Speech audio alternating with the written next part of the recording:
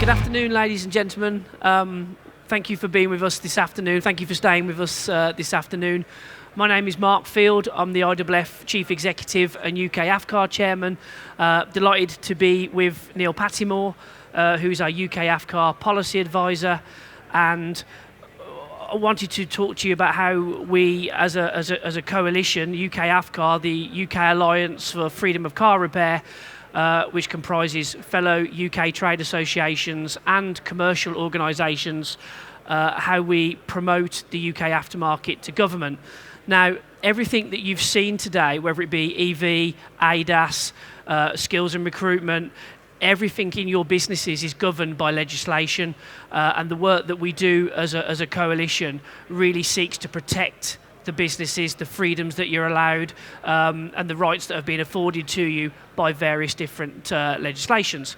So we're going to cover things like block exemption, motor vehicle block exemption legislation, the MOT, and we'll also talk about type approval and access to data. But I want to start, if I can, by asking Neil just to recap for us what happened when the UK left the European Union, because obviously in that process it did affect our legislation somewhat. So Neil, if I can ask you an easy question to begin with. Good afternoon to everyone. What happened after Brexit? Well, the sky caved in, as we all know. The world came to a stop. I'm joking. So in terms of legislation, for over 2 decades we've had legislation that supports the aftermarket. But what the UK government did as a short-term solution was to continue to use and reference the European Union legislation. So motor vehicle block exemption, that continued, as did the vehicle type approval, where we have repair and maintenance information. So those all continue, but that's beginning to change. The Prime Minister wants to make this much more of a UK-centric legislative environment. There are a number of consultations currently going on from the Department of Transport. The motor vehicle block exemption, both in Europe and here, will expire next year. Luckily, the UK, I think, is accepting that there are good reasons that it should continue, but that's still an ongoing discussion. It's not yet a decision. And there's no guarantee that they will necessarily replace like with like, or indeed update it to some of the technical progress, as it's called, since it came into place 12 years ago. So there's a lot going on. There's a lot of the basics in place, but we need to make sure that those basics are not only continued, but are updated to cover the changes, as I mentioned, that have really happened in the last 10 years.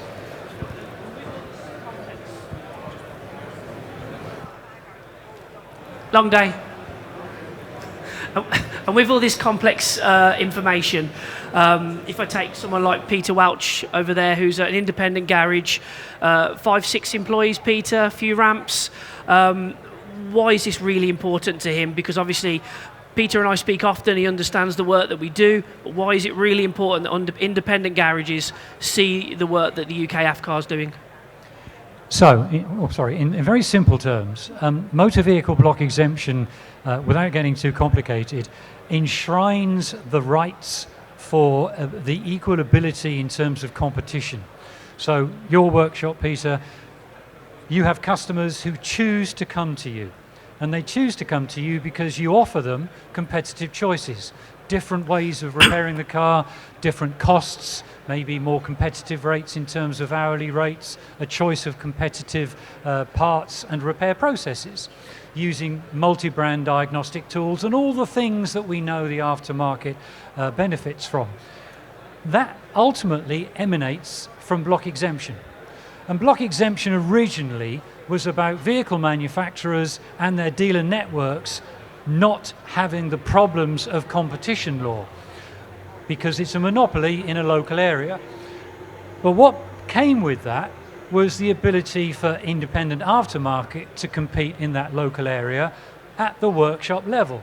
So one workshop was the main dealer, another workshop, or a multiplicity of workshops in their area, were independent. But they all were given the same rights of access to technical data, to training, to spare parts, to diagnostic tools, etc. so they could offer competing services. And it's really important because competition law is fundamental in not only the European Union, but here in the UK as well. But, and here's the big but, if you have a problem with a vehicle manufacturer who won't give you the parts or won't sell the diagnostic tool that you need, how do you challenge them? Well, it's in competition law.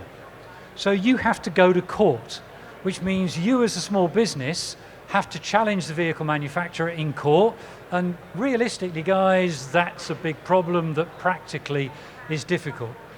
So the European Commission, quite early on in this, recognized that something else needed to be in place, which is why repair and maintenance information and all of the rights that we have in motor vehicle block exemption came across into vehicle type approval, became repair and maintenance information in its global definition, but effectively was very similar. It's not the same because now the basis is different. Vehicle manufacturers have to declare as part of type approval that they will release the information and the training and the spare parts, make access available, etc. So really similar concept principles, but in type approval. Why is that also important? Because if we want to challenge a non-compliance, someone like the IAAF as an association can represent you, go to, in the UK, the VCA, the Vehicle Certification Agency, and say, we have a problem with XYZ vehicle manufacturer, here is the evidence, we want you to get them to show how they comply. So we've got a much more practical and, quite bluntly, cheaper way of doing it. It's still expensive. It's tens of thousands of pounds to do that.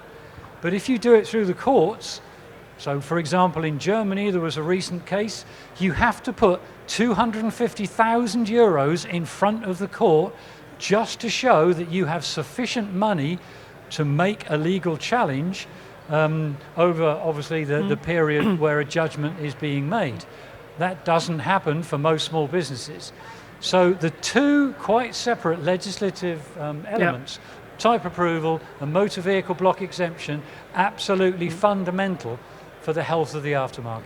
And we see that every day at IAAF. There is daily occurrences where independent garages are seeing infringements of the legislation, and that's now come to a bit of a critical point, hasn't it, for us, because we want to hear from independent garages that are having these issues.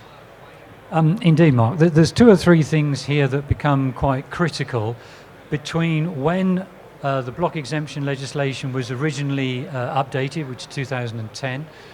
So it's 461/2010. If you want to download it and read it, I guarantee you will be asleep in about 3 minutes. So it's great bedtime reading. But quite seriously, a lot has happened with vehicle technology and business models around the vehicle in the intervening 10 or 12 years.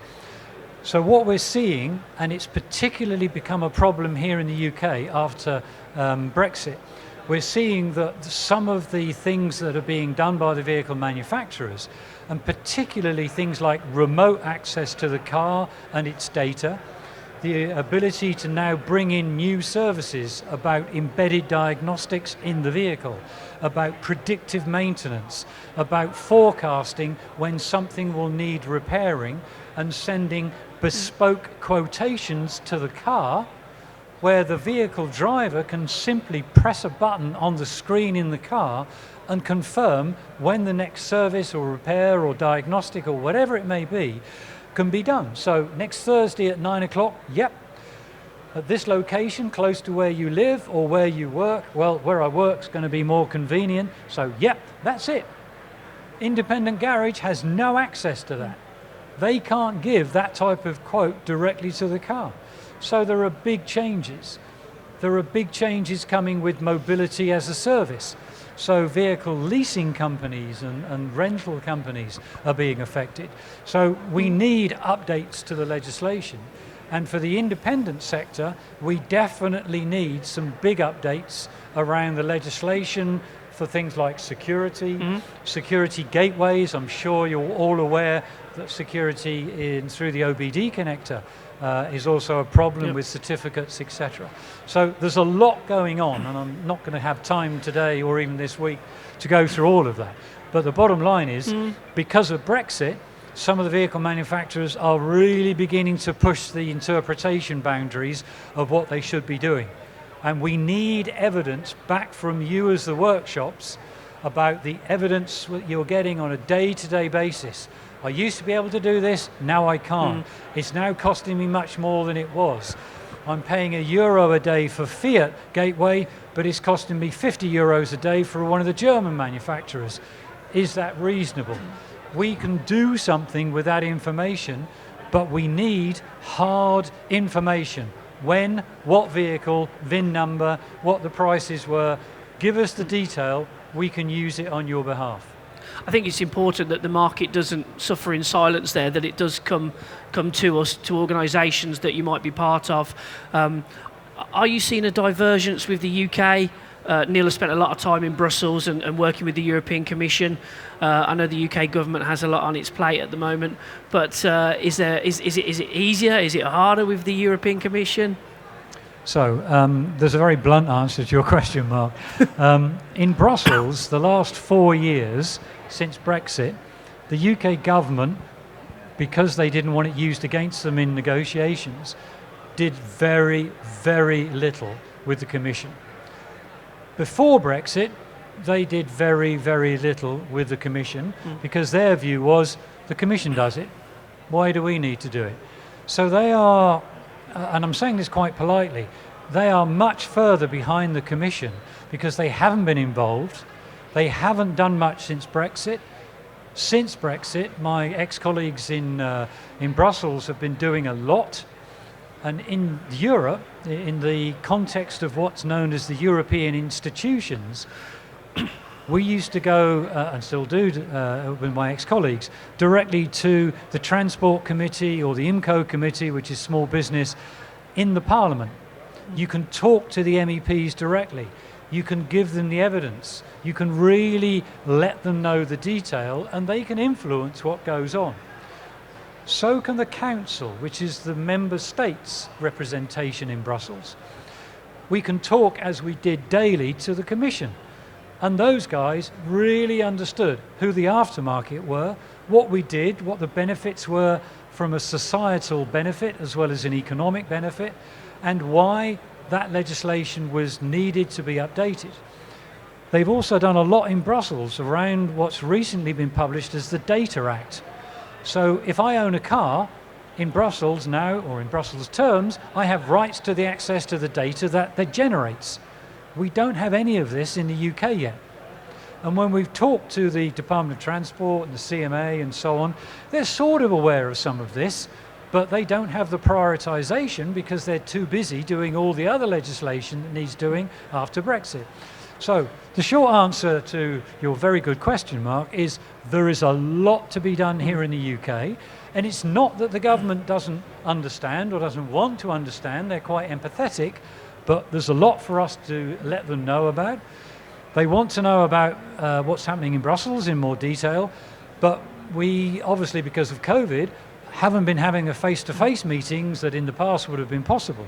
So we need to get that moving as well. So we're doing a lot. There is a lot to be done. The UK wants to do a lot, but we need to make sure that they understand what they're planning to do includes what is coming from Brussels, perhaps for the European side, which would be applied in Northern Ireland, but not necessarily in the rest of GB in terms of European legislation. So we want to make sure there's not too much divergence, and that what we need for the health of the aftermarket is also included in what they're planning for the GB element after Brexit. The conversations myself and Neil have had with the CMA have been pretty fruitful. We've been able to promote the fact that we're a vibrant industry made up of small businesses, small medium enterprises, entrepreneurial, and I think we've got to be careful in that, but also we've got to be comfortable with how we promote our industry. We talked about it in Glenn's speech earlier on skills and recruitment. we have to be positive about the fact that we are the dominant provider of mobility. Yeah, absolutely. And I think the thing that probably is going to happen as probably the most serious impact on the aftermarket in the very near future, as in next month, we have the first of the UNECE, so this is United Nations ECE in Geneva, who create all of the regulations for vehicle type approval. And there is a regulation, and please look it up, it's free to view. It's called R155, and it's the cyber security regulation for vehicles. And this deviates from existing type approval because it sets the cyber security management system for each of the vehicle manufacturers to implement. The regulation doesn't tell them what they have to do, that's their decision. The regulation just sets the framework of what they have to provide for that vehicle to be type approved, and it's global type approval as a new model. But whereas steering and emissions and lights and everything else are clearly defined in an open and transparent regulation, the cybersecurity is absolutely closed by the vehicle manufacturer, and the only people that know about it are them and the test type approval authority. They don't release the information. Their view is, if they're responsible for cybersecurity of the vehicle, they're going to close the vehicle, and the only people that can access it is them. That's a big issue. So the Commission have gone, okay, that's a competition issue. So DG Competition got involved. What do? They said, okay, we need a framework for secure access. We need a more open cybersecurity certificate process.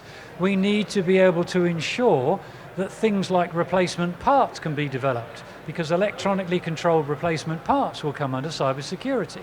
Software updates, reprogramming, resetting, updating by coding, they're all going to be under cybersecurity.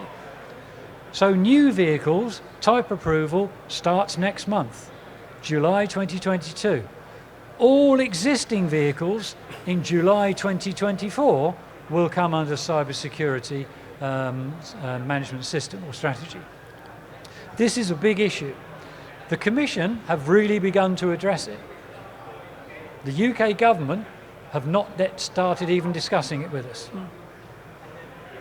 So, when you look at what's known as the IT environment of a vehicle, the vehicle currently typically has, I'm told my car has 128 different ECUs. I have no idea if that's true or not. New cars have 4. They are domains, and that's done for security. So this domain works on related system. This domain works on related system. If this one gets hacked, this one doesn't. Ultimately, they all have gateways. They all have their own certificates. They all have their own data monitoring systems about what data is being used and how it's updated. We need to be able to get into that to repair that vehicle, and that's what's in the legislation. So we need to make sure that what's known as system administrator, which is the vehicle manufacturer, and the rights and roles, which is what comes with a certificate, are open to the aftermarket and not closed by the vehicle manufacturer. The Commission know that and are working on it. We need to make sure that that's also part of what's now discussed with the UK government. It's a big issue. And this is a generational change in terms of how we service, maintain and repair vehicles. And the thing with block exemption is that we're looking for modernisations to take into effect the technological advancements that have been made. Moving on to something which is probably equally as pressing for independent garages, the MOT, which has been in the news a bit recently in terms of the possible extension to every 2 years. We saw how difficult an extension was when, during the pandemic, the MOT test was extended. Is the same process for independent garages to sort of send their information in to us like we would do with block exemption? Are we at that stage, do you feel, or is it something that we could open our channels to? Okay, the answer to the last part of the question is definitely yes. The first part, why is the MOT frequency being discussed? It's pure politics. This is all about reducing the cost of the vehicle owner in terms of saving them £50 a year or whatever it may be as the cost of living crisis. We've lobbied very hard. We're lobbying very hard and continuous. I've signed the online petition, as many others have. I absolutely, fundamentally and firmly believe that extending it to 2 years and so on is the wrong thing to do. And I'm not saying that because I work in the aftermarket and I love the sector. I'm doing it because, like you guys, I see the very naive approach that people have to maintaining their car. I'll have it serviced, MOT, ticket, it's a safe vehicle for the next year. I walk around car parks because I really am as sad as you think, and I look at other people's cars, and I look at the tread depth, and I look at the windscreen wipers, and I look at the cracks in the windscreen, and I look at the brake lights that don't work when I follow the car into the car park. And somewhere all these people never ever check the cars.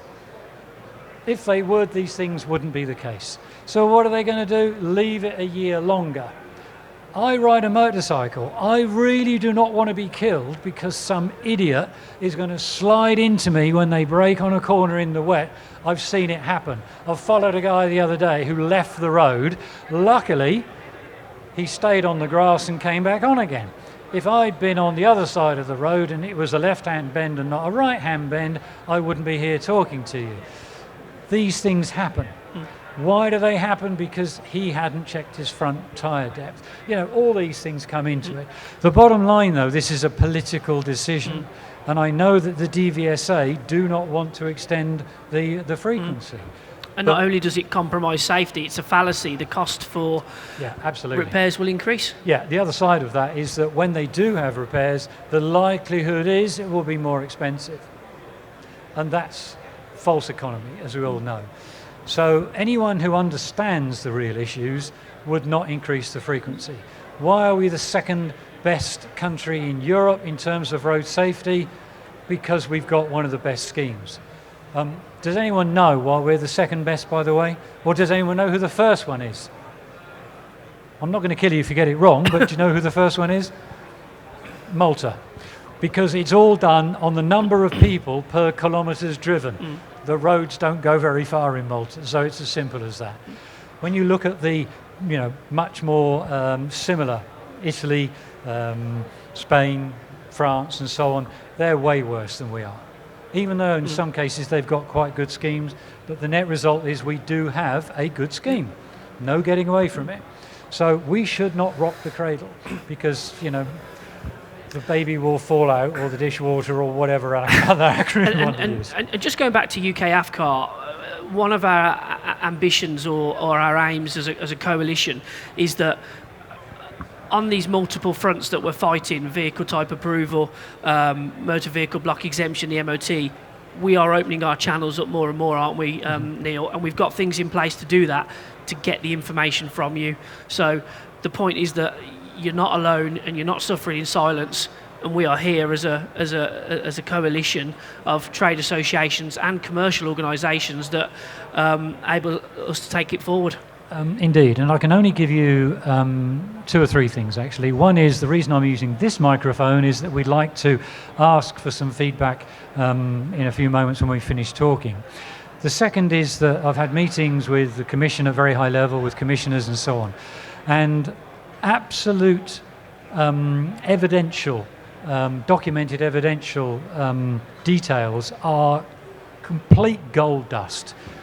The most successful thing I ever did was get one of the senior people, I won't say who for confidentiality reasons, in a workshop, actually not very far from here, literally about 3 miles away. And we managed to show during a morning all of the sequence of problems we had when a car arrived at that workshop and we wanted to repair it. What part did we need? What technical information? Did the diagnostic tool work? Why didn't it work? Why couldn't we, with a Bosch tool, identify the details of a Bosch system? May sound stupid, but we had that problem. And then we went through, why did we order 4 parts when we only needed the one? Well, actually, we couldn't identify which of those 4 parts. Why? Because we couldn't get the cataloguing details. And so it went on. This is an everyday occurrence in every workshop. So we need that evidence. When I've got that evidence, I can go to Department of Transport and the CMA and so on. And one of the very simple things I'd like to get is the increase in not only captive parts, but the way that those captive parts are being controlled. This is what's known as hardcore requirement in motor vehicle block exemption, that we as the aftermarket have the right to buy OEM parts, that the manufacturer of those OEM parts has the right to supply them in their own box. Well, they can, but they can't be fitted to the point where they work. So I'll give you an example of a Hella headlamp, try saying that, which fits, it's identical to the one marked with a certain vehicle manufacturer's logo, but the vehicle manufacturer issues a code when you fit that to the vehicle. Because Hella didn't have the code, they asked the manufacturer. The manufacturer refused because it wasn't their part. The argument of a matching quality part didn't wash. It wasn't my part, said the OEM manufacturer. Take it to the dealer. They took the car to the dealer and the dealer said, it's a Hella part, I can't code it, I'm not authorised.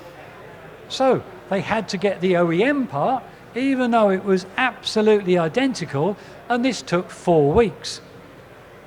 These are the problems we face. This is what we need. These are hardcore restrictions that the vehicle manufacturers have to allow in motor vehicle block exemption. There is no, grey, this is black and white. So this is the information we want back. This is what Mark and I can use. If we don't get it, we are always anecdotal. We want, when did it happen? What was the VIN number? This is the detail we need. I cannot stress enough the feedback that you can give us to help you or help us to help you. And the positive is that we are aware of these challenges and we're fighting for them. So, as Neil said, feedback that we can get at the IAAF stand or for a UK AFCAR is very, very important. So I think we'll open it up to questions now, if that's okay. Yes, please do. And there are many others. I mean, one of the things I would just very briefly say is things like electronic data service records. I'm aware that that should be free of charge, no restriction to be able to do it. I'm very aware that that's not the case. So even simple things like that, which, okay, are annoying, but no, let us know, because this is absolute the sort of information we need. Thank you, Neil. Are you going to get your own back on me?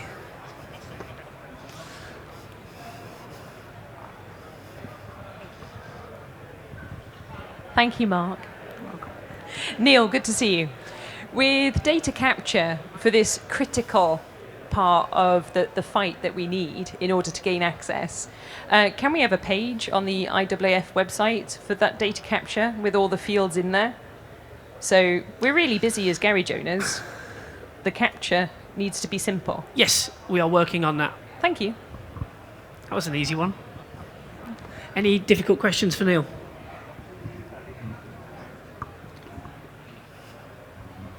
Neil, a quick question. You mentioned the ODB port, and I am aware that there are certain manufacturers that are, take Tesla for example, not even fitting one, and there are other manufacturers that have closed that port. The other issue, I think, is speed of which data is transferred from A to B. Perhaps you'd like to elaborate on that. And Thank you, Lawrence. So the question, just to reiterate, is in the context of the OBD port and the security gateways. Typically, you would have to register with the vehicle manufacturer, go online at the time you're repairing a particular vehicle, declare who you are, what you want to do. So there's lots of antitrust issues there. But there's another layer to it, and it comes back to what I described earlier as the rights and roles. And I'm very aware that some vehicle manufacturers will give access to their main dealers to much more information and at a higher speed. So the vehicle communication interfaces, the VCIs, with some of the vehicle manufacturers are working at 2 or 3 times the speed that some of the aftermarket ones can work at. Why? Not because the aftermarket ones are poor, but they don't have the same rights of access, if you like. They don't get the same data, they don't get the same speed. When you update, I'm very aware, I'm not going to disclose what car I've got, but I know that if I take my car to a main dealer, they can update a number of systems in about 2 hours. I know that a specialist for that mark close to me is taking more than a day, and their sessions time out because they're 24-hour sessions. That is really annoying, because then you have to start again the next morning. And if it doesn't do it in the 24 hours, it does it again. That's the sort of thing we need to know about, because this is increasingly happening. So it's a very valid question, Lawrence, and it's an increasing issue, and it comes back to why the legislator needs to control what the certificates are able to provide, or must provide. Thank you, Neil. Any further questions? Yeah, sure. Sorry, Greg.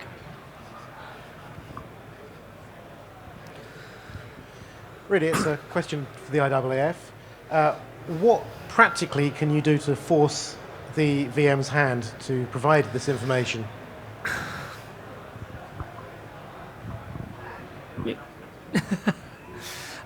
I mean, the work that we're doing with the various departments, and as Neil said, gathering this information is crucial. I think Neil mentioned about VCA earlier on. You know, the IAAF has challenged vehicle manufacturers before. I think we're in the process of doing one now. And again, these are the rights afforded to the independent aftermarket, and we have to champion those. We have to make sure we have all the data, all the information, and we want to make sure that we challenge it and then follow it through, because as Neil has said, it can be a very costly process. I think you gave some numbers earlier on, but I think the IAAF, through its work with UK AFCAR and the group of associations that we're working with, we are much stronger in that respect in terms of challenging various government departments and also vehicle manufacturers. And on many occasions, sorry Neil, we have been successful on those because we've had all the information. So as I said, things happen on a daily basis, Greg, where we've seen infringements of block exemption or misinterpretations. We challenge them. It's only the right thing to do on behalf of our members. Greg, good afternoon, by the way. In simple terms, there's two things. As an association, we have a legal right to be able to write to a type approval authority. When we do that, we have to have absolute chapter and verse of what is the non-compliance that we're asking them to investigate. So this becomes a pure legal issue in terms of what regulation do we refer to, what recitals, what articles, what subparagraphs. This is the, blah, blah, blah, and this is the evidence that shows a complete non-compliance. The process then is that the VCA, for example, will then write to the vehicle manufacturer and say, please explain how you comply with this. In many cases, they will then suddenly switch on the compliance. They wait to be challenged. In some cases, it goes to court. In some cases, it becomes the test case, and other vehicle manufacturers go, oh, they've had to do it, we'll now do the same. If we don't challenge, and we're seeing this as was mentioned earlier with Tesla, no one has yet challenged Tesla. That may change fairly soon, and I'm not going to say how that might happen, but Tesla are saying, yeah, no problem at all, independent aftermarket can access our cars, it's 130 euros an hour, but you have to have every training course fulfilled, all the diagnostic training, blah, blah, blah, and until you have that, you can't access it. So they're just saying that every independent garage has to be a main dealer. That clearly is against the regulation, etc. So there is a basis. Bottom line is, give us the evidence. If it happens once, maybe not. If it becomes one of those principal things, for sure, we will challenge it. Thank you. Any more questions? Sorry, Mike. God, you have to be right at the back. That's okay. The issue of MOT frequency seems to come up time and time again, but this time does feel a little different. Do you think there's a real threat that this time it could go through? I'll answer that. No, please do. This will be the third time in 10 years, I think, that we've had this discussion. I don't think the data would have changed since the last time.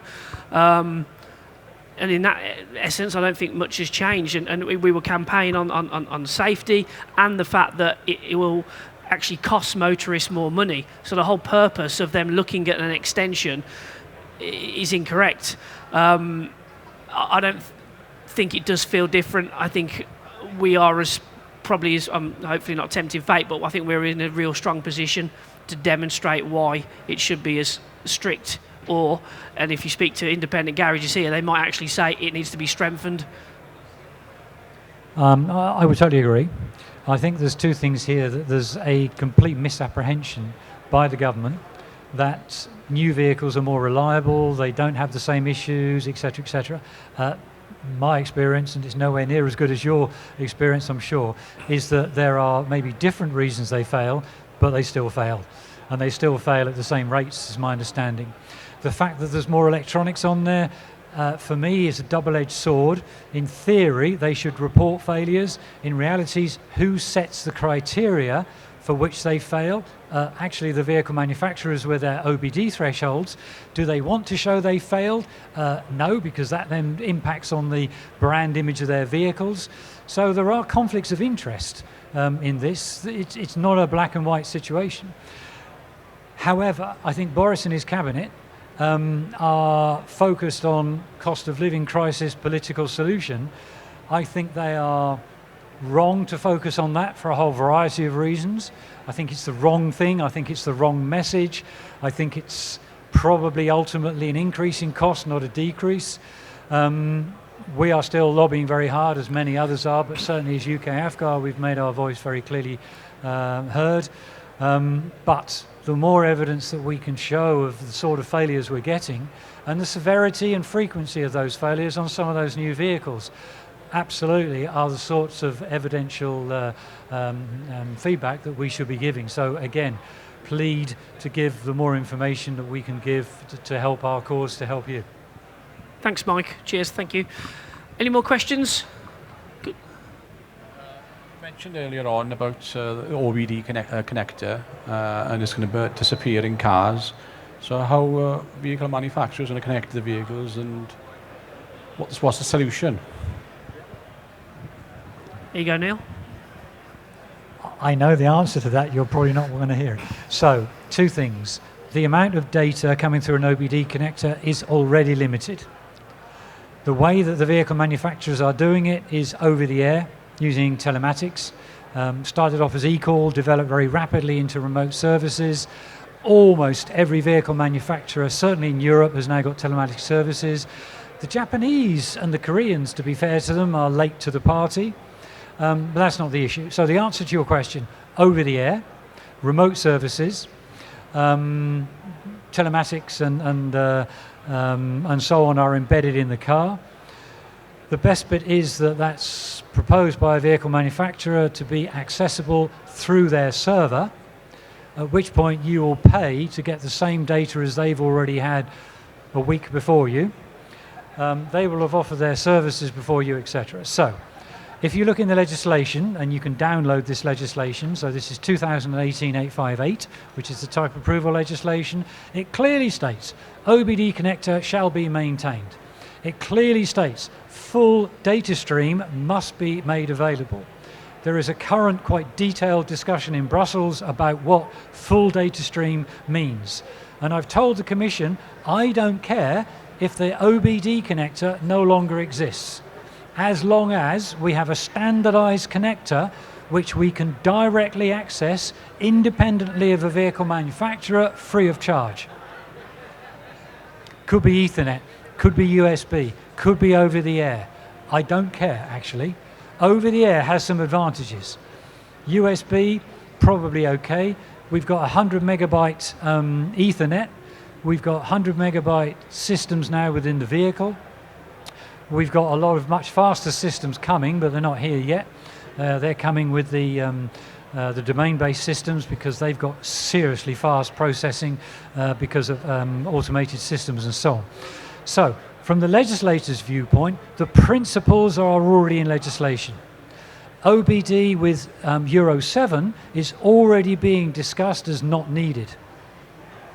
The other problem that comes with this, and this again is clearly defined in the legislation, OBD is not just emissions.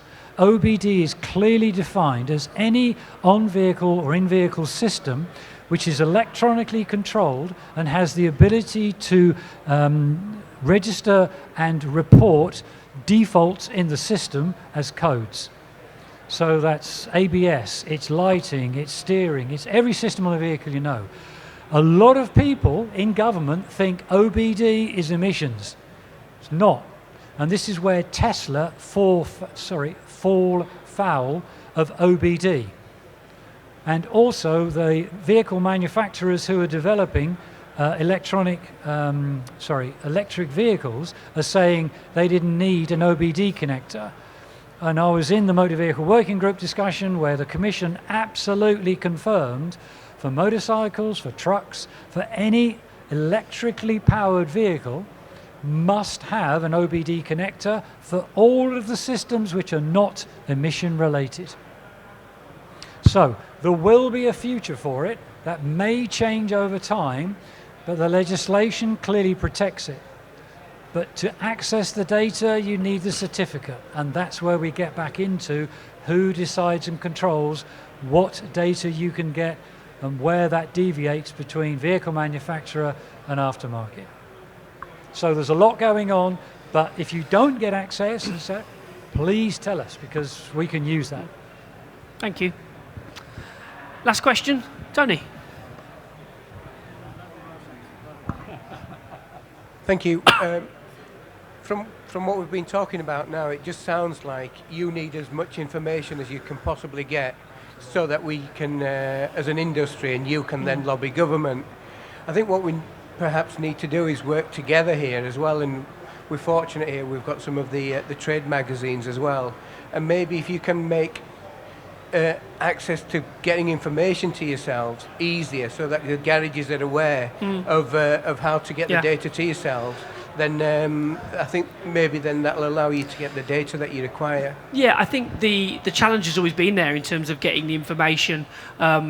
We've been talking about what Hayley said, basically our form that we can look at, and the same with UK AFCAR in terms of us working together in terms of a post-Brexit era, working with different associations, coming together and saying, we've got the same concerns, we're going to the same people, let's work together and do that. So I think this, certainly in terms of data capture, sort of takes it up a notch for us.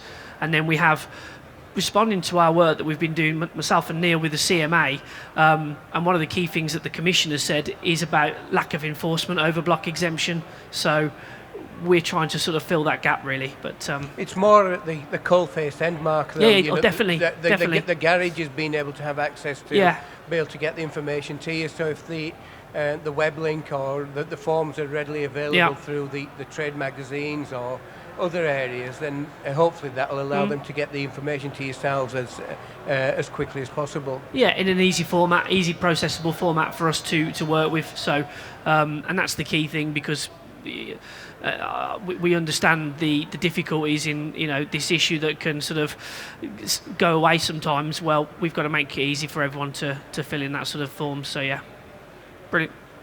Thank you. Any more questions? Sorry, Lawrence. Oh no. Thank you. Any more questions? No, brilliant. That concludes our talk from UK AFCAR. Thank you for being with us this afternoon.